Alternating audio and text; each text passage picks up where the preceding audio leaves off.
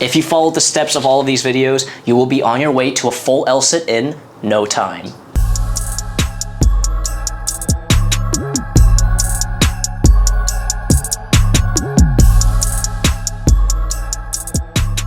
What's going on, guys? Welcome back to another video. So you want to learn your first calisthenics skill? If that's the case, the LSit is the perfect place to start. The LSit is such a great fundamental calisthenics movement because it teaches you proper scapular control, proper core engagement, and also requires a good amount of upper body strength. All of these elements are fundamental to learn other calisthenics skills later down the road, and it's also a very beginner-friendly skill to learn. And in today's video, I'm going to be teaching you guys all of the progressions to get to the full LSit, and also give you goals for each progression so that you know when to level up to the next progression. Let's learn to LSit. All right, so the beautiful thing about calisthenics is that most of the time you don't need any equipment, and that also applies to the LSit as well. However, it is optional if you want to use parallettes, and I do think there are some benefits to using push-up bars or parallettes. And if you don't own any type of push-up bars or parallettes, no worries at all. You can simply use 2 books or 2 blocks or any sort of elevated object. I recommend using push-up bars or any sort of elevated object, especially if you have shorter arms, because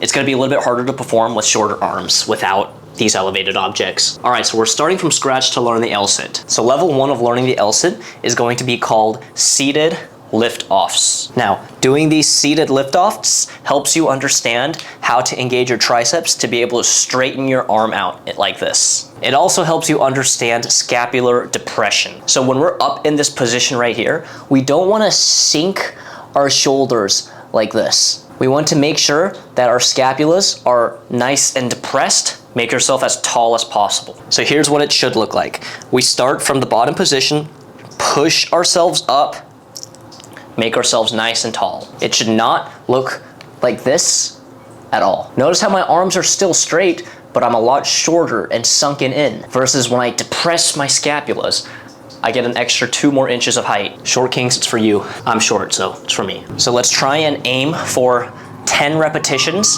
of proper seated lift-offs. Bonus points, if this gets pretty easy, I want you to try and hold this top position for about 10 seconds total. Number 2 is going to be seated leg lifts. Now in this progression, we are learning to engage our core while also working on our hip flexor strength at the same time. You want to have your hands out in front of you like this so that you can push off the ground while also lifting your legs up like that. Now you're gonna feel 2 things at once, pretty fast too.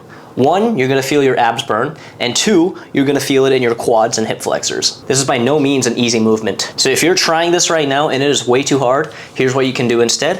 What you can do is put your hands outside of one leg like this and work one leg at a time, just like that. And then make sure you train both sides, of course. And this is a great way to work that hip flexor and also engaging your core. Now your goal with this level is going to be able to do 6 to 8 repetitions of nice and controlled leg lifts. Bonus points, if this gets a little bit easier, what you can do is you can lift off and hold at the top for about 5 seconds and then come back down. Level 3 is going to be a tucked LSit. Now this is where I really recommend that you guys use some sort of elevated object. You can even use 2 chairs and float on the chairs as well. It's just gonna make it a little bit easier. So combining what we learned in level 1, where we did the seated lift-offs, we're now gonna try and lift our entire body weight up in that same manner. Instead of just lifting up like this, we're now gonna have our feet up in the air. Now, in order to make this doable and easier as a beginner, we want to really tuck everything in. Because if we have everything out like this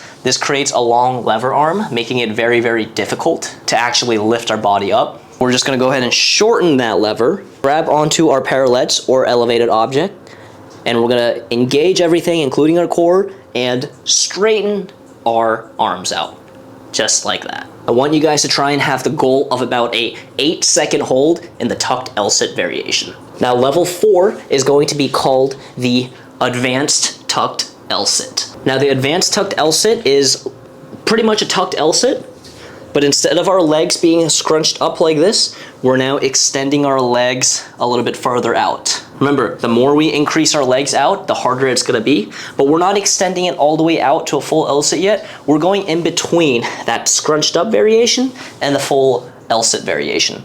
So advanced tuck is about right here. So if you start in a tucked LSit, you're just gonna extend the legs out just like that. Again, when you first progress from the tucked LSit to the advanced LSit, it's gonna be very, very difficult. And let's say you hit that goal of 8 seconds on the tucked LSit, you might barely be able to do 1 or 2 seconds on the advanced tucked LSit. And that's absolutely normal. I want you guys to have the goal of trying to hold an advanced tucked LSit for about 6 seconds before moving on to the next level. All right, so level 5 has 2 progressions because it's debatable which one is harder. Some say that one is harder than the other and others say the opposite.